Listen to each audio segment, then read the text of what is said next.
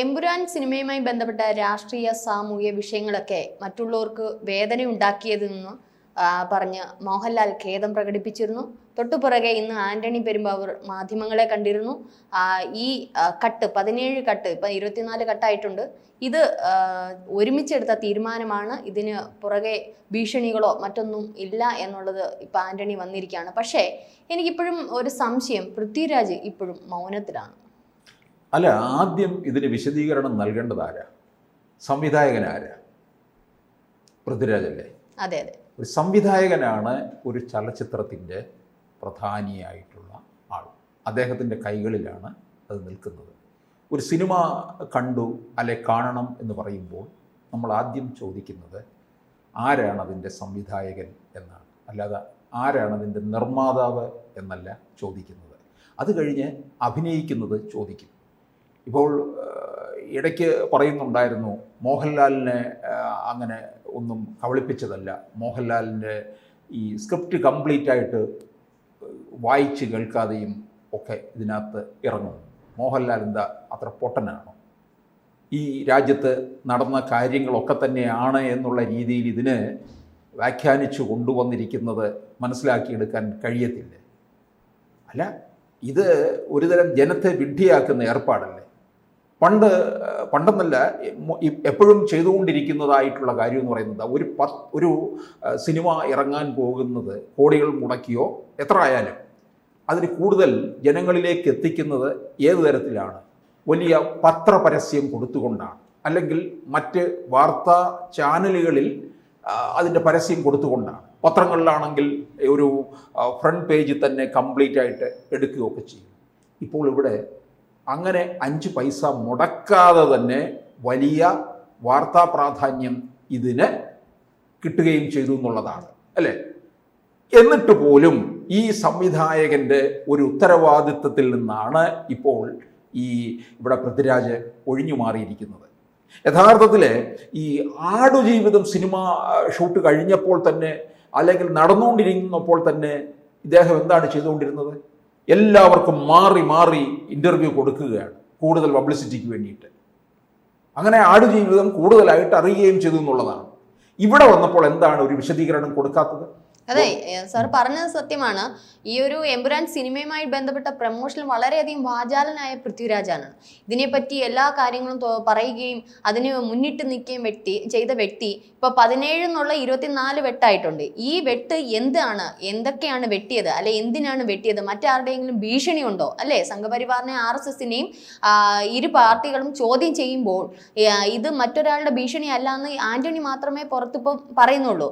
മോഹൻലാൽ ഖേദപ്രകടനം നടത്തി, എന്നിട്ടും അതിനെ പോസ്റ്റ് എടുത്ത് ഷെയർ ചെയ്തു എന്നല്ലാതെ പൃഥ്വിരാജ് എന്ന ഒരു ഡയറക്ടർ, ഇതിന് മുന്നിട്ട് നിൽക്കേണ്ടുന്ന വ്യക്തി, ഒരു പ്രധാനി എന്നുള്ള ഒരു നിലയിൽ ഇതുവരെ പൃഥ്വിരാജ് ഇതിനെ പറ്റി യാതൊന്നും തന്നെ സംസാരിക്കുന്നില്ല. ഒരു മൗനം തന്നെയാണ്. കാരണം ഇത് ഏതൊക്കെ ഭാഗങ്ങൾ വെട്ടി, എന്തുകൊണ്ട് വെട്ടി, സെൻസർ ബോർഡിന്റെ അടുത്ത് അങ്ങോട്ട് ചെന്ന് ഒരു വോളണ്ടറി കട്ടിങ് എന്നുള്ള രീതിയിലാണ് അങ്ങോട്ടാണ് ചെന്നിരിക്കുന്നത്. നിർമ്മാതാക്കളും എല്ലാവരും കൂടെ ഒത്തുചേർന്നുള്ള തീരുമാനം എന്ന് പറയുമ്പോഴും പൃഥ്വിരാജ് മൗനമാണ്. പൃഥ്വിരാജിന്റെ അമ്മ വരെ മാധ്യമങ്ങളെ കാണുന്നു, പക്ഷേ പൃഥ്വിരാജ് മുന്നേക്ക് വരുന്നില്ല. അല്ല, പൃഥ്വിരാജ് അനങ്ങുന്നില്ലെങ്കിലും അമ്മ അകത്തളങ്ങളിൽ നിന്ന് ഇറങ്ങിയിട്ടുണ്ടല്ലോ. അതെ അതെ, RSSനെ വെല്ലുവിളിച്ചുകൊണ്ടാണ്. എന്താ, ഇവർക്ക് RSSന്റെ ചരിത്രം എന്താണെന്ന് അറിയാമോ? RSS എന്താണെന്ന് ഇവർക്കറിയാമോ? അല്ലേ? പിന്നെ അങ്ങനെയുള്ള എന്നിട്ടാണ് RSSനെ വെല്ലുവിളിച്ചുകൊണ്ട് രംഗത്ത് വന്നിരിക്കുന്നത്. യഥാർത്ഥത്തിൽ ഇതിന്റെ സംവിധായകൻ വേണം ഇതിന് ജനത്തിനോട് വിശദീകരണം കൊടുക്കാൻ. ദേശവിരുദ്ധ പ്രവർത്തനങ്ങളിൽ ഏർപ്പെട്ടു, വിദേശ ഫണ്ടിങ് വരെ ഉണ്ടായി എന്നുള്ളതും പരക്കെ ആക്ഷേപമുണ്ട്. അതിനോടൊപ്പം തന്നെ ഈ RSSന്റെ മുഖപത്രങ്ങളിലെ ലേഖനങ്ങൾ ഇങ്ങനെ തുടർച്ചയായിട്ട് വായിക്കുകയും അത് വിശകലനം ചെയ്യുകയും മാത്രമാണ് ഇവർ ചെയ്തുകൊണ്ടിരിക്കുന്നത്. അണികളിൽ പരക്കെ ആക്ഷേപം ഉണ്ടായിരിക്കുന്ന സ്ഥിതി വന്നപ്പോഴാണ് മോഹൻലാലിന് പരസ്യമായിട്ട് മാപ്പ് പറയേണ്ടി വന്നത്. പക്ഷെ എന്നിട്ടും സംവിധായകൻ എന്താണ് ഈ മൗനം പാലിക്കുന്നത്?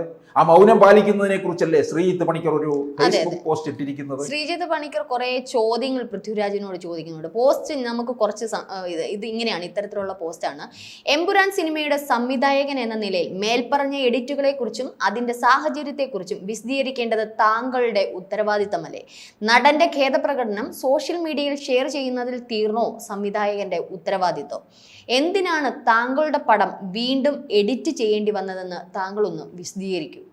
വീണ്ടും ചോദിച്ചിരിക്കുന്നു, സംഘപരിവാർ സമ്മർദ്ദത്തിലോ ഭീഷണിയിലോ ആണോ മേൽപ്പറഞ്ഞ നടപടിയിലേക്ക് എമ്പുരാൻ ടീം പോയതെന്ന ചർച്ചയാണ് രാഷ്ട്രീയ നേതാക്കളും മാധ്യമങ്ങളും ഉയർത്തിയിരുന്നത്. ഇതിന്റെ സത്യാവസ്ഥയെക്കുറിച്ച് വിശദീകരിക്കേണ്ടതും എന്തെങ്കിലും രാഷ്ട്രീയ സമ്മർദ്ദം ഭീഷണിയോ ഉണ്ടായിട്ടുണ്ടോ എന്നുള്ളതും വിശദീകരിക്കേണ്ടത് സിനിമയുടെ സംവിധായകനായ താങ്കളല്ലേ? വീണ്ടും ചോദിക്കുന്നു, സിനിമയുടെ പ്രൊമോഷനുമായി ബന്ധപ്പെട്ട് രാജ്യമെങ്ങും ഓടി നടക്കുകയും വാചാലനാവുകയും ചെയ്ത ഒരാൾ പെട്ടെന്ന് മൗനം അവലംബിക്കുന്നതിന്റെ കാരണം എന്താണ്? സിനിമയുടെ പ്രൊമോഷനെ കുറിച്ച് സംസാരിക്കുമെന്നാൽ അതിന്റെ പ്രമേയത്തിനെ കുറിച്ചുണ്ടാകുന്ന വിമർശനങ്ങൾ ഒരു വിവാദമായാലും അതേക്കുറിച്ച് സംസാരിക്കില്ല എന്നുള്ളതാണോ? സിനിമയുമായി ബന്ധപ്പെട്ട ആദ്യം മുതൽ കേൾക്കുന്ന ആരോപണം സിനിമയുടെ പൂർണ്ണരൂപം മോഹൻലാലിനെ കാണിച്ചില്ല എന്നുള്ളതാണ്. ഷൂട്ട് ചെയ്യുന്ന കലാപം ഗുജറാത്തിൽ നടന്നതാണെന്ന് പറഞ്ഞിരുന്നില്ല എന്നതുമാണ്. സിനിമയുടെ ഉള്ളടക്കം വിദ്വേഷം ജനിപ്പിക്കരുതെന്ന ബോധ്യം തനിക്ക് എല്ലാ കാലവും ഉണ്ടെന്ന് മോഹൻലാൽ പറഞ്ഞതിൽ നിന്ന് മനസ്സിലാക്കുന്നത് അദ്ദേഹത്തിന് മേൽപ്പറഞ്ഞ വിഷയങ്ങളെക്കുറിച്ച് അറിവില്ലായിരുന്നു എന്നു തന്നെയാണ്. എന്താണ് താങ്കളുടെ വിശദീകരണം ഇതിൽ? സിനിമ പൂർണ്ണമായും മോഹൻലാലിനെ കാണിച്ചിരുന്നോ? അത് ഗുജറാത്ത് കലാപമാണെന്ന് അദ്ദേഹത്തെ ധരിപ്പിച്ചിരുന്നു? ഒരു സിനിമയുടെയും ചിത്രീകരണത്തിനിടെ അതുവരെ ഷൂട്ട് ചെയ്ത ഭാഗങ്ങൾ എഡിറ്റ് ചെയ്ത് സംവിധായകൻ കൂടെ കൊണ്ട് നടക്കാറില്ല. അതുകൊണ്ട് തന്നെ താങ്കൾ മോഹൻലാലിനെ ഗുജറാത്തിൽ വെച്ച് സിനിമ കാണിച്ചു കൊടുത്തെന്ന പ്രചരണത്തിന് വിശ്വാസ്യത കുറവാണ്. ചിത്രീകരിച്ച എന്തൊക്കെ ഭാഗങ്ങളാണ് താങ്കൾ മോഹൻലാലിനെ കാണിച്ചു കൊടുത്തത് എന്ന് വിശദീകരിക്കാമോ? ഇത്തരത്തിലുള്ള കുറേ കാര്യങ്ങൾ ശ്രീജിത്ത് പണിക്കർ പൃഥ്വിരാജിനോട് ഫേസ്ബുക്കിലൂടെ ചോദിക്കുന്നുണ്ട്.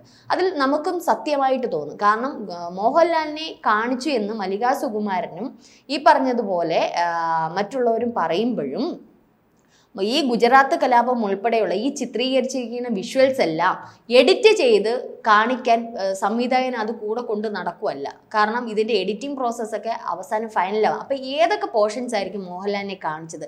കൃത്യമായും മോഹൻലാലിന് ഒരു അറിവുണ്ടായിരിക്കും. നമുക്കൊരു തിരക്കഥ എന്ന് പറയുമ്പോൾ നമുക്കറിയാം അതിൽ എല്ലാം ഇൻക്ലൂഡ് ചെയ്യത്തില്ല. അതിൽ ഇമോഷൻസും ഫീലിങ്സും എല്ലാം നേരെ സംവിധായകനാണ് അതിൽ ചേർക്കുന്നത്.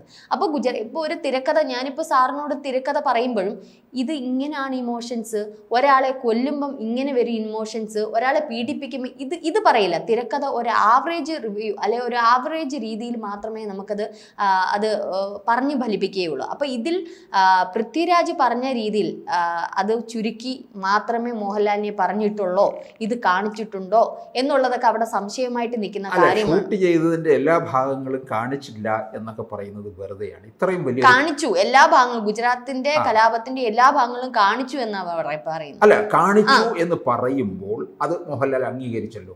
അങ്ങനെയാണെന്നുണ്ടെങ്കിൽ മോഹൻലാലും പൃഥ്വിരാജിനെ പോലെ തന്നെ ഇക്കാര്യത്തിനകത്തുള്ള ഇൻവോൾവ്മെന്റ് ചെറുതല്ലല്ലോ.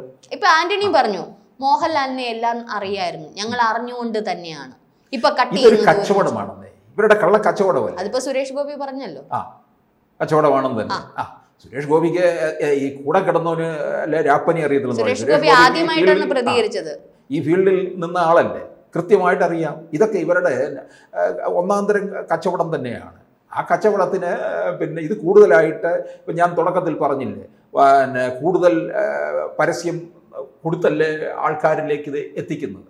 ഇതിപ്പം ഇത്തരത്തിലുള്ള വിവാദം ഉണ്ടാക്കി കൂടുതൽ ചർച്ച ചെയ്യുകയും ഇതിൻ്റെ ഇത്ര ഒരു ഭാഗം സെൻസർ ചെയ്യുന്നു, അത് കഴിഞ്ഞപ്പോൾ സെൻസർ ചെയ്തതിന് ശേഷം ഇനി എന്താണ് എന്നുള്ളത് അറിയാൻ വേണ്ടിയിട്ട് വീണ്ടും അതെ, ആന്റണി പെരുമ്പാവൂർ ഒരു നിർമ്മാതാവ് എന്നുള്ള രീതിയിൽ ഓക്കെ, അദ്ദേഹം വാർത്താ സമ്മേളനത്തിൽ നടത്തിയതോ അല്ലെങ്കിൽ മാധ്യമ പ്രവർത്തകരോട് പറഞ്ഞതോ ഓക്കെ. പക്ഷേ ഇതിന്റെ ആദ്യഘട്ടം മുതൽ അവസാന ഘട്ടം വരെ നിലനിൽക്കേണ്ടുന്നത് ഒരു സംവിധായകനാണ്. ഇതിന്റെ വിമർശനങ്ങളും ഇതിന്റെ നല്ലതും ചീത്തയും എല്ലാം ഏറ്റുവാങ്ങേണ്ടുന്നതും അതിന്റെ എന്തെങ്കിലും പ്രത്യാഘാതങ്ങൾ ഉണ്ടെങ്കിൽ അത് വിശദീകരിക്കേണ്ടുന്ന ഉത്തരവാദിത്വം ഒരു സംവിധായകനാണ്. നിലവിൽ ഈ നിമിഷം വരെ ആന്റണി ഉൾപ്പെടെ 17 വെട്ടെന്നുള്ള 24 വെട്ടാക്കിയിട്ട് പോലും ഇതുവരെ പൃഥ്വിരാജ് പ്രതികരിച്ചിട്ടില്ല എന്നുള്ളതാണ് ഭയങ്കരമായിട്ട് അതിശയമായിട്ട് തോന്നുന്നത്. കാരണം 17 വെട്ടെന്ന് പറഞ്ഞു, പക്ഷെ വെട്ടി ഇപ്പൊ എമ്പുരാൻ ഇല്ലാണ്ടായിരിക്കുകയാണ്. 24 വെട്ടായി. ഇനി എന്തൊക്കെ വെട്ട് ഇനി ഭാവിയിൽ ഉണ്ടാകുമെന്നുള്ളത് അറിയില്ല. ഹൈക്കോടതിയിൽ ഒരു ഹർജി പോയിട്ടുണ്ട്, നിരവധി കേസുകൾ ഇതിന്റെ പിന്നാലെ വരുന്നുണ്ട്.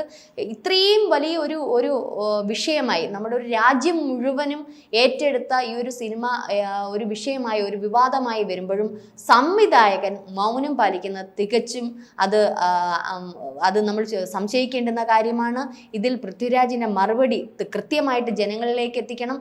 ഇത് എന്തുകൊണ്ടാണ് ഞങ്ങൾ സ്വമേധയാ ഇതൊക്കെ സീനുകൾ മാറ്റണം വെട്ടണം എന്നുള്ളത്, അത് എന്താണ് ഇതിൻ്റെ കാരണം എന്നുള്ളത് പൃഥ്വിരാജ് വിശദീകരിക്കേണ്ടുന്ന ഒന്ന് തന്നെയാണ്. അല്ലാതെ അത് മറ്റുള്ള അണിയറ പ്രവർത്തകരോ നടനോ അല്ലെങ്കിൽ മറ്റുള്ള നിർമ്മാതാവോ മാത്രം വിശദീകരിച്ചാൽ പോരാ. ഇതിൻ്റെ മെയിൻ ആൾ പൃഥ്വിരാജ് തന്നെയാണ്. പൃഥ്വിരാജ് തന്നെയാണ് ഇത് വിശദീകരിക്കേണ്ടതും ഇത് ചർച്ച ചെയ്യേണ്ടുന്നതും. ഇത് ക്ഷമാപണം ചെയ്യേണ്ടുന്നതാണെങ്കിൽ അതും നടത്തണം. അതിൽ അല്ലാതെ അമ്മയെ വിട്ടല്ല ക്ഷമാപണം നടത്തേണ്ടത്, അമ്മയെ വിട്ടല്ല പറയിപ്പിക്കേണ്ടത്, അമ്മയെ വിട്ടല്ല ഞാൻ നട്ടലുള്ളവനാണെന്ന് പറയിക്കേണ്ടത്. RSSന്റെ മുഖപത്രത്തിലെ ഓരോ ലേഖനം വരുമ്പോഴും അതിലെ വെട്ടുകളുടെ എണ്ണവും കൂടി കൂടി വരികയും ചെയ്യും. കൂടുതൽ വാർത്തകളും വിശേഷങ്ങളും നിങ്ങളിലേക്ക് എത്താൻ ABC മലയാളം സബ്സ്ക്രൈബ് ചെയ്യുക, ബെൽ ബട്ടണും അമർത്തുക.